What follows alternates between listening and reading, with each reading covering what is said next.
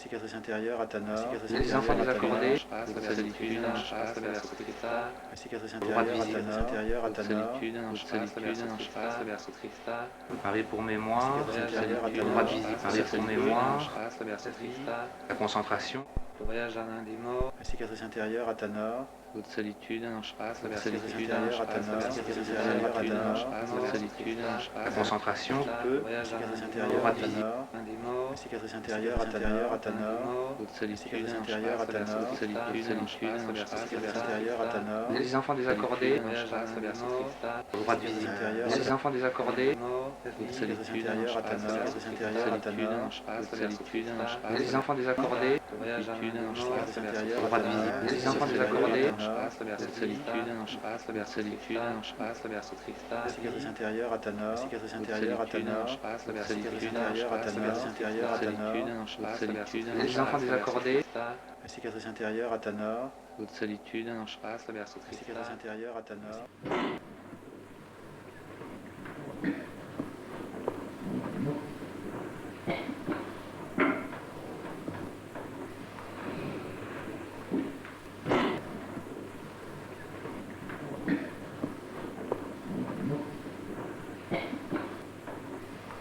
Mais alors, depuis 2 films maintenant, je me suis mis à la caméra moi-même. Mais je ne sais pas le faire, alors c'est assez désastreux techniquement. Ça vous verrez ce soir s'il y en a qui viennent voir les films ce soir. Mais en même temps, j'aime mieux ça parce que ça me laisse plus de liberté. Je suis avec des gens par affinité élective, quand on choisit des gens pour tourner avec, et je ne suis plus avec eux pour des raisons de pratique simplement. Puis en même temps, maintenant, je m'aperçois que tenir la caméra moi-même, c'est en même temps, quelque part aussi comme avoir un bras en fer. C'est aussi une prothèse, ça tient de l'horreur. C'est ce que Wells explique. Alors, je ne sais pas la solution. Il faudrait peut-être que la caméra travaille seule. Peut-être on va aller vers des caméras téléguidées qui travailleront seules. C'est peut-être déjà mieux. À la mesure où c'est effectivement des machines.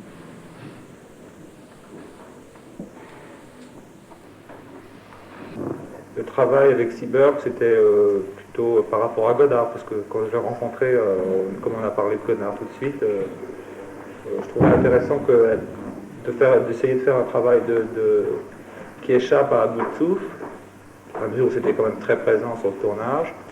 Puis elle est passionnée par l'acteur studio, par exemple. Alors elle me forçait à faire des scènes comme ça. Comme elle me disait, bon ben, je veux bien te faire un plan, mais je t'échange ton plan contre le fait que tu me joues quelque chose. Alors il fallait que je fasse comme si j'étais un voleur. Je rentrais dans la pièce, comme ça, il fallait que je pique 1000 francs dans son sac, et que je sorte en courant. Et puis je veux dire, bon, j'essayais de faire ça, puis après j'avais vraiment peur. Puis on me poursuivait dans l'escalier, puis bon, effectivement, je rentrais assez facilement dans des psychoses. Alors elle me disait que c'était comme ça qu'il travaillait avec leur studio, et qu'il fallait travailler comme ça. Et alors on a essayé de faire le film comme ça, c'est-à-dire de faire quelque chose qui tienne du psychodrame et qui serve à délivrer réellement. Et puis, comme c'est quand même une star à un niveau précis, moi j'étais quand même en observation par rapport à son travail. Mais peut-être que ça lui était relativement utile, parce qu'elle m'a écrit une lettre, il semblait trouver qu'on avait fait un travail qui était positif et important. Ceci dit, elle pense que le film est complètement incompréhensible par quiconque.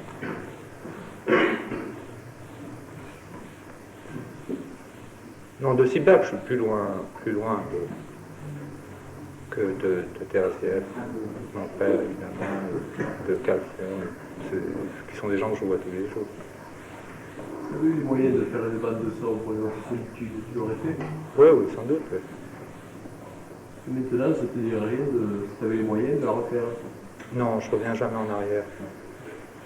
Parce qu'on ne peut pas... Parce que je sais ce qui n'est pas bien. Je veux dire, alors, il est évident que si j'arrivais à une table de montage, je démolirais le film complètement. Parce que, comme on n'a pas de regard sur un film, quand on vient de le finir, on associe trop les scènes de tournage aux scènes impressionnées sur la pellicule. Alors maintenant, je commence ça 1 an ou 2 ans après, si là ça fait 2 ans, je le vois. Mais si j'allais au montage, j'en laisserais 20 minutes, je veux dire. Donc c'est pas très intéressant. Godard, il disait qu'il valait mieux faire un mauvais long métrage qu'un bon court métrage. Je crois qu'il avait raison, parce que un long métrage, c'est voué à n'être jamais vu, alors qu'un long métrage, C'est très gênant pour vous que Spielberg n'oublie jamais la caméra. Tout à l'heure, vous avez dit que vous en référez un peu à la rôle, ce qui caractérise la rôle, c'est que l'acteur oublie la oui, caméra. c'est vrai.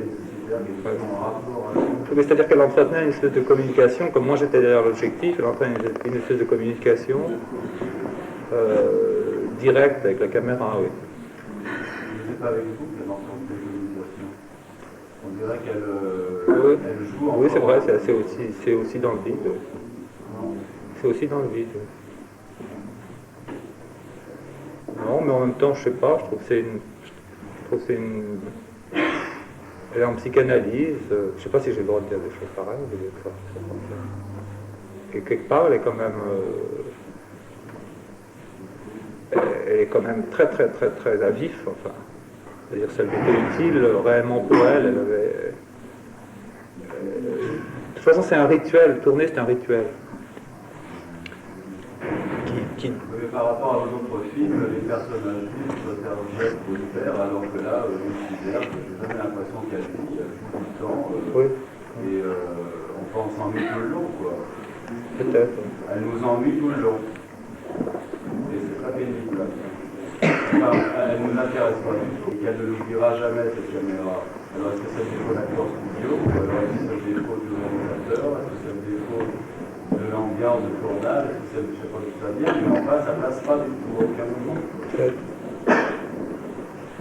Moi, je suis pas tellement d'accord, parce que je trouve qu'au contraire, une grande similitude, même si c'est plus médiatisé, entre l'attitude de Spielberg dans le précédent et l'attitude de ton père et de Terzieff, par exemple, qui en fait ont des relations que, en fonction de la caméra, finalement, qui n'arrêtent pas de jeter des regards à la caméra, finalement. Il y a même carrément Terzieff qui vient maintenant le lago des déterminés, je crois. Mais je crois que la caméra est là, et leurs relations sont forcément différentes que si la caméra n'était pas là. Et c'est à partir de là que c'était intéressant aussi. Enfin, il me semble. Oui, oui. Moi, je veux dire, c'est ce qui m'intéresse vraiment, finalement. Ouais. De toute façon, ils sont déjà ces deux classes d'acteurs complètement différentes. Je veux dire, si on regarde ces deux directions de jeu complètement différentes,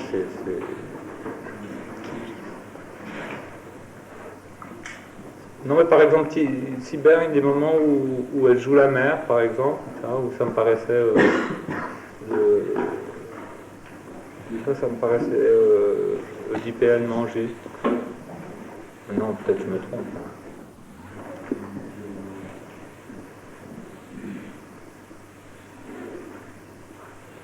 De toute façon, si je l'ai fait avec les acteurs, c'est parce que si j'avais, comme je faisais le travail de la caméra, je ne pouvais pas...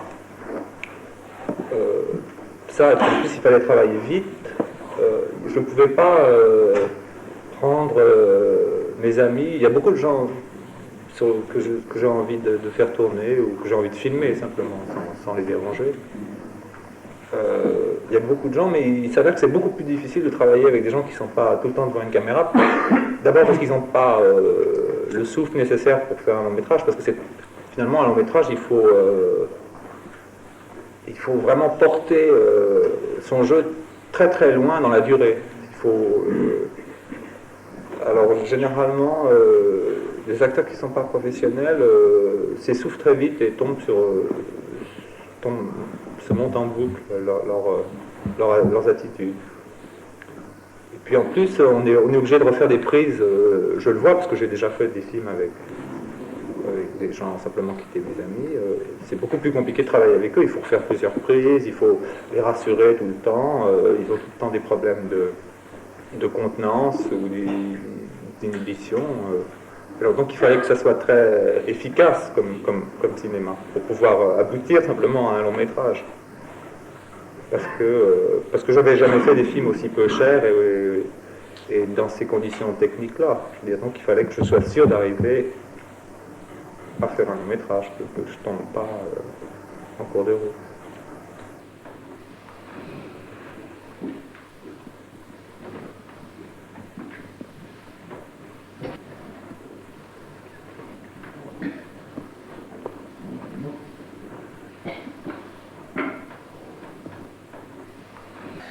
Et entre-temps, j'avais rencontré Jean Seberg, parce que j'étais ami avec Denis Berry, qui était son mari. Et j'avais un projet de film en noir et blanc, parce que déjà, dès que je me trouve dans un système esthétique, je m'ennuie assez vite. Alors par le jeu de la répétition des films de la trilogie, j'avais tout de suite fabriqué un autre système esthétique, qui était qu'en fait, je devrais essayer de faire un cinéma qui était beaucoup plus près de la réalité et qui rejouait sur, mettons, la psychanalyse freudienne. Dans la mesure où je m'étais un peu éloigné, j'étais tombé dans le symbolisme, ou comme disait Pierre Schaeffer, qui avait vu La cicatrice, tout de même un peu dans le héraldisme. Et alors donc j'ai retiré ça, j'ai retiré ma caméra vers la psychologie quotidienne, et puis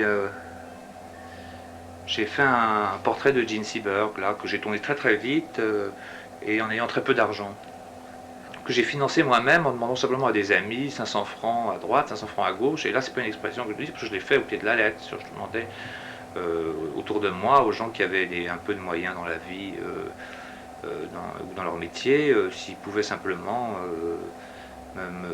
m'offrir une bobine ou 3 de pellicule en noir et blanc. Et j'ai fait un film muet. Et puis moi, j'ai trouvé beaucoup mieux de rendement. C'est-à-dire, j'ai commencé à me poser une équation industrielle en me disant simplement, si un film coûte le prix d'une 2 chevaux et qui rapporte le prix d'une DS-19, il vaut mieux que je m'y adonne plutôt que des films qui étaient quand même des spectacles qui l'un dans l'autre rentraient dans leurs frais, mais ne permettaient pas de vivre ou d'envisager avant très longtemps d'en tirer des bénéfices pour ma vie. Alors je me suis dit, industriellement, il vaut mieux que je fasse des films très peu riches. Et puis en plus, j'avais pas envie de poursuivre et de conquérir tout de suite. Là, j'avais 23 ans, 24 ans. J'avais pas envie de conquérir le public dans une autre phase très rapidement. Je veux dire, j'avais pas envie d'aller sur les Champs-Élysées ou de fabriquer un petit monstre du spectacle. J'avais plutôt envie de me rabattre de nouveau dans l'underground, parce que je trouvais que c'était bien. Je trouvais ce que Andy avait fait pendant une quinzaine d'années avant d'arriver à percer. Je trouvais que c'était une manière très poétique de faire du cinéma. Alors donc je me suis rabattu, puis j'ai fait, après le portrait de Jean, là on arrive en 75, j'ai fait la même année où j'ai fini ma trilogie, j'ai fait un portrait de mon père.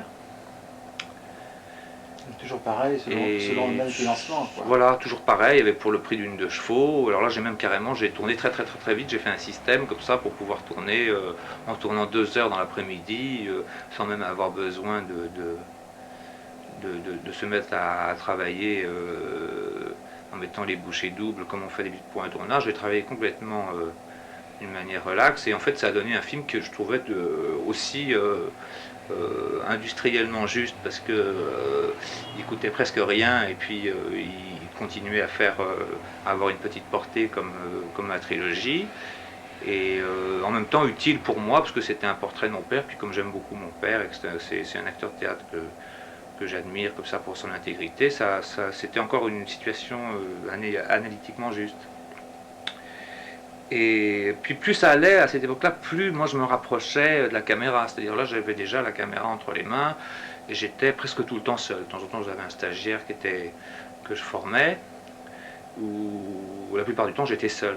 Je commençais à faire un cinéma de chambre à coucher où j'étais rigoureusement seul, soit avec un preneur de son, soit uniquement avec l'actrice ou l'acteur. Parce que en fait c'était pas utile de déranger des gens pour si peu, puis c'était pas utile je voulais pas exploiter les gens. Comme je faisais un cinéma très rapide, je me suis dit qu'il fallait. Et puis là, par exemple, je me suis aperçu qu'il fallait plus que j'édulcore mes montages. Je me suis remis sur les Hautes Solitudes et Un Ange passe, à faire comme au tout début, à laisser le premier jet image. Et déjà, ça me plaisait plus de nouveau, parce que je pensais de toute façon, pour qu'un film soit très agréable, il faut qu'il soit très agréable à tourner. pensais qu'il fallait qu'il soit pas... je ne pense pas qu'un film fallait... Pour qu'il sorte un tout petit peu de la société du spectacle et qu'il prenne une utilité dans la vie et des gens qui le voient et des gens qui le font, je pensais qu'il fallait qu'il coule de source beaucoup plus que le cinéma traditionnel ne lui en donnait la chance. Alors, donc j'ai rétabli le premier jet à cette époque-là de mes tournages. C'était une manière aussi de faire une sorte de cinéma total qui mélange un peu tous les arts. Oui, non, oui, parce que moi, c'est à la fois sans doute ce qui limite mon champ de connaissances et en même temps ce qui me passionne, c'est que j'ai une passion pour les artistes. Moi, je trouve que les artistes, c'est peut-être la seule chose que j'ai rencontrée d'ailleurs, plutôt que des chefs-d'œuvre. J'ai rencontré des artistes qui étaient des gens intègres et bons et humbles, et c'est peut-être pas ce que j'aurais rencontré si je n'avais pas choisi l'art. C'est peut-être la seule chose qui fait que je me suis pas fourvoyé en prenant la mise en scène. Oui, quand tu dis les artistes, est-ce que par exemple les stars avec qui tu as travaillé, tu les mets dans un autre monde? Non, pareil, il y en a beaucoup qui sont des gens remarquables. Maria Schneider, Gene Seberg, c'était une personne remarquable et qui travaillait énormément la question du jeu,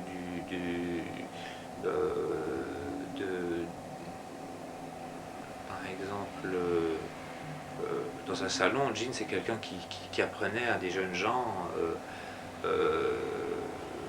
comment, en des petites scènes réalistes comme ça, qu'elle jouait juste par apprentissage. C'est quelqu'un qui apprenait à des jeunes acteurs à jouer et elle avait sa méthode qui n'était pas, on pourrait dire, de la correction de ton pour jouer juste comme font plus les professeurs qui enseignent dans les théâtres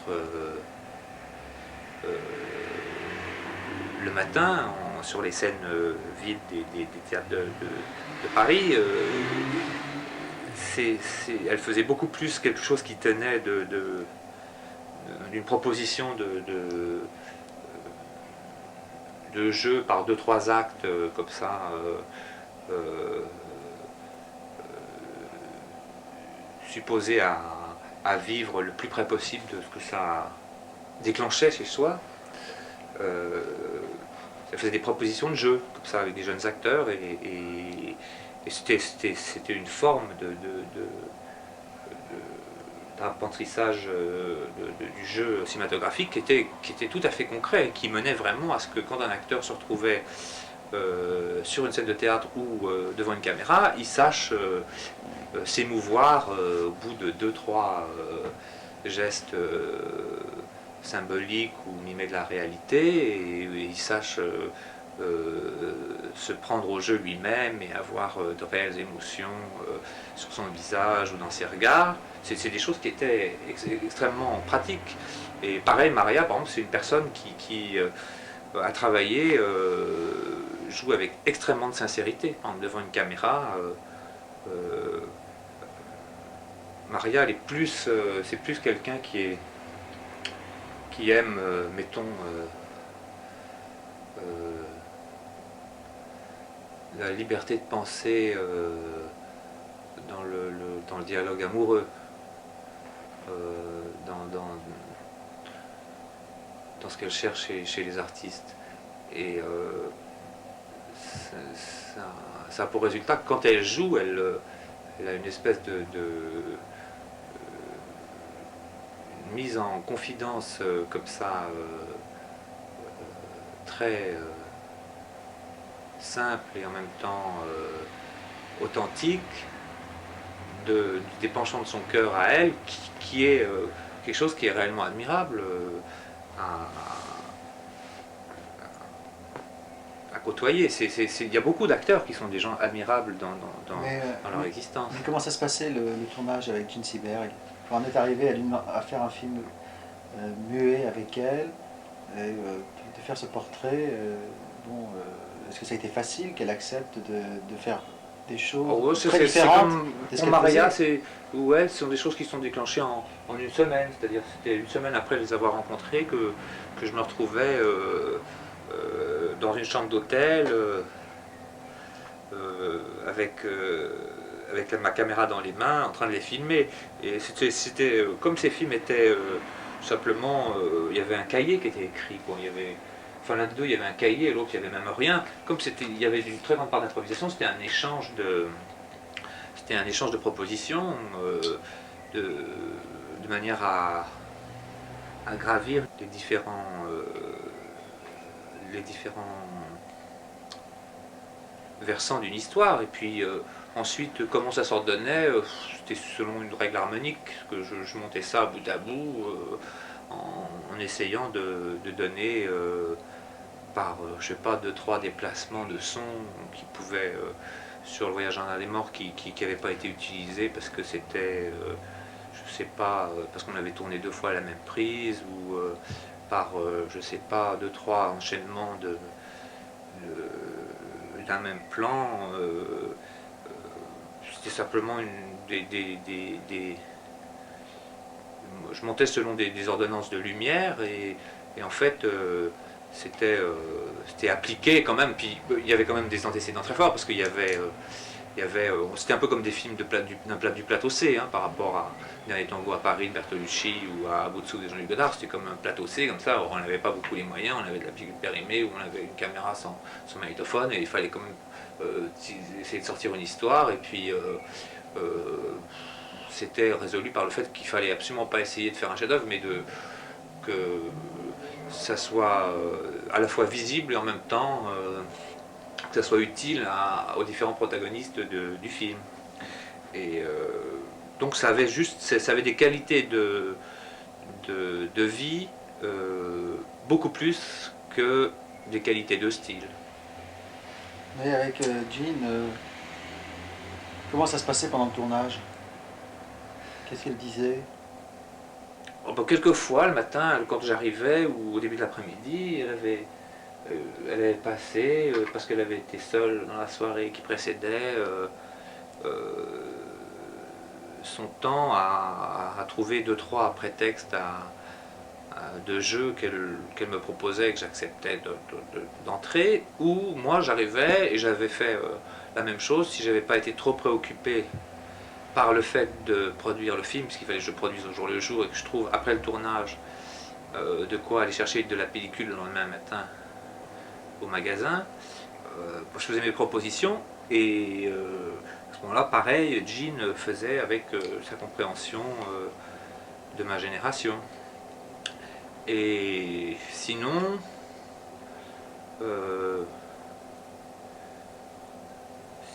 c'était très... Mais c'était... on tournait... en fait, c'était... On tournait assez peu dans la journée, parce qu'on parlait aussi d'autres choses. Parce que c'est peut-être pour ça que ces films ont été utiles à cette époque. C'est qu'on ne parlait pas que du film, et je passais pas 10 ans à régler un projecteur. Alors c'est pour ça que je les aime encore assez bien, ces films. C'est-à-dire qu'on se mettait plus face à face sur un fauteuil et un sofa, à parler de différentes choses qu'on avait fait dans la semaine et de ce qui nous avait intéressé dans ce qui sortait, ou dans les pièces de théâtre qu'on avait vues, ou de ce qu'on avait lu dans la page des spectacles des journaux.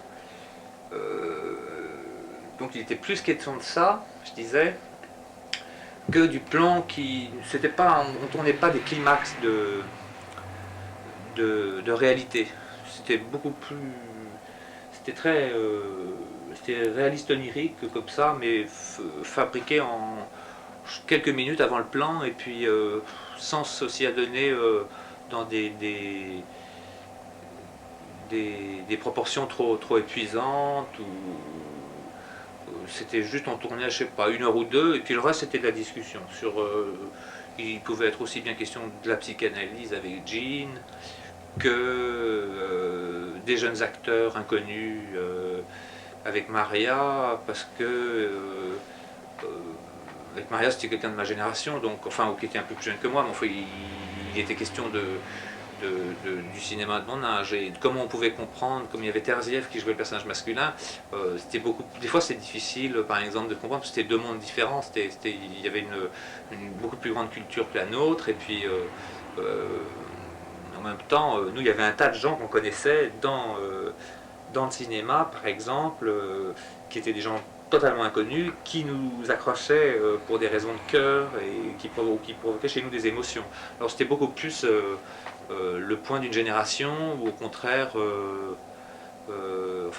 ou autre chose, mettons chez Jean le point du spectacle et de l'analyse. Mais elle a vu le film, elle, Jean? Oui, elle a vu le film, elle a dit très bien, c'est responsable, parce que quand je lui ai livré ça, c'était une espèce d'ébauche, puis j'ai décidé de le laisser comme ça, parce que c'était muet, puis j'ai dit, je lui ai demandé est-ce qu'on peut le laisser comme ça. Il y avait encore des images blanches, et c'était muet, et je l'avais monté pendant un été, comme ça, tout seul à une salle de montage. Je me demandais est-ce qu'on peut le laisser comme ça, elle m'a dit oui, moi je suis contente si on le laisse comme ça. Et après j'ai pensé depuis Marrakech où j'avais fait un saut, 5 semaines, j'ai pensé finalement, pour un arabe, un film c'est un film. Hein.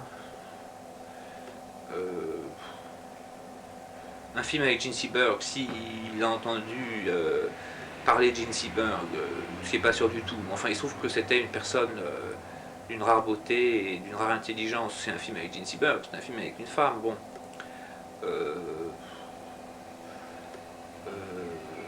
Qu'est-ce qui se raconte à part qu'il y ait des chandeliers à 7 branches sur une table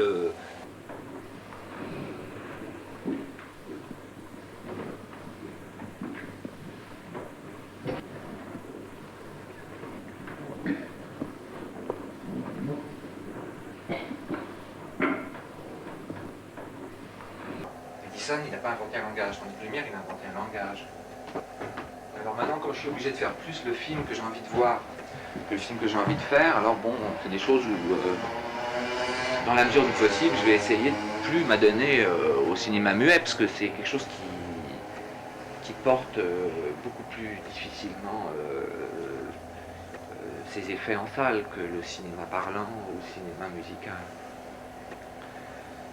Mais c'est surtout parce que c'est plus agréable, oui. Qu'est-ce que tu préfères, tes films muets ou tes films sonores? Ça dépend. Dans mes films que j'aime bien Les Hautes Solitudes, c'est un film muet. La cicatrice intérieure, c'est un film sonore. Athanor, c'est un film muet. Marie pour mémoire, c'est un film sonore. Ce sont les films que je préfère. Et bon, donc non pour moi à regarder. Les films que j'aime beaucoup voir encore de nos jours et que je pense que je regarderai ça tout le long de ma vie de temps en temps, ça tient pas à ça. Mais reste à savoir si je les vois seuls, avec mes amis, ou si je les vois dans une salle avec un public, parce que un film muet, ça file quand même un autre track, hein, c'est-à-dire c'est comme... il faut vraiment que... ça peut très très bien se passer, pas forcément avec succès, ça dépend un peu du public là.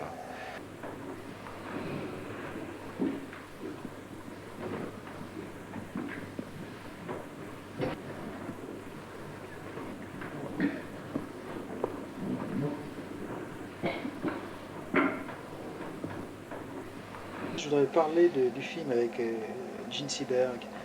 Qu'est-ce que tu lui disais quand tu tournais avec elle enfin, comment tu l'as dirigée? Jean, il y avait un échange très très grand de décisions. Elle prenait une décision, puis après j'en prenais une. C'était un échange. Au début, c'est moi qui ai pris la décision de tourner avec elle, mais comme pour elle, ça avait l'air de tomber sous le sens, parce qu'elle trouvait que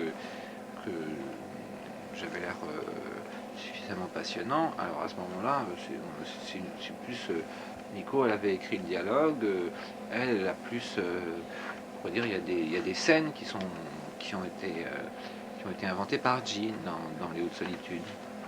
Et c'est plus c'est ces choses-là, c'est-à-dire il y a des scènes qui sont propres à la philosophie de Gene dans mon film. C'est comme j'étais arrivé, j'avais rencontré quelqu'un qui me passionnait, alors j'étais arrivé à accepter un certain nombre de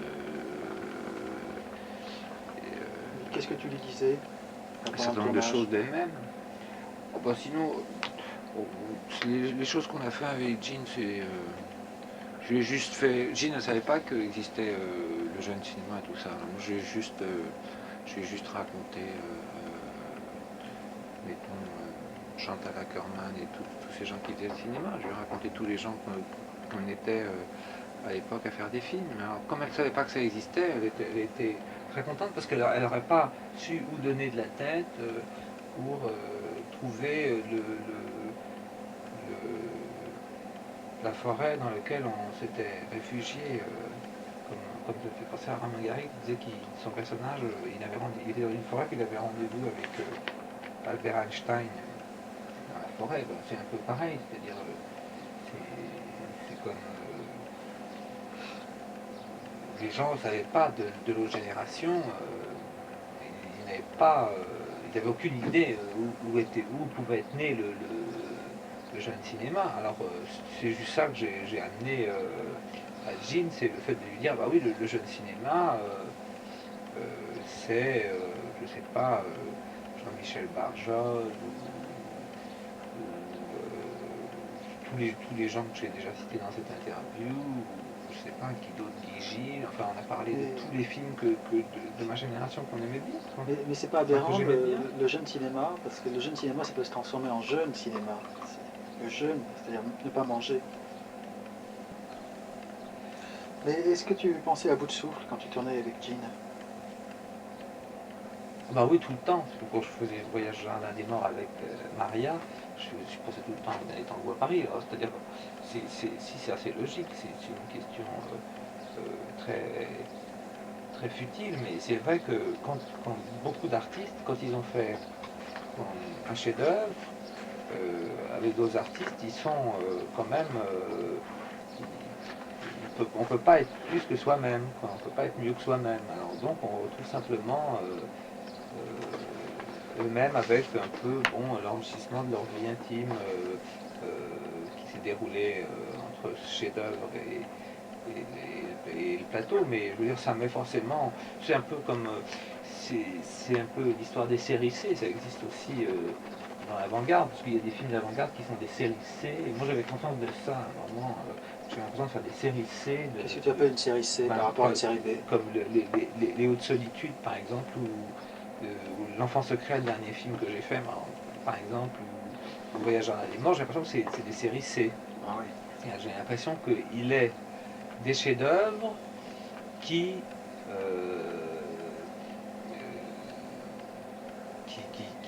planent au-dessus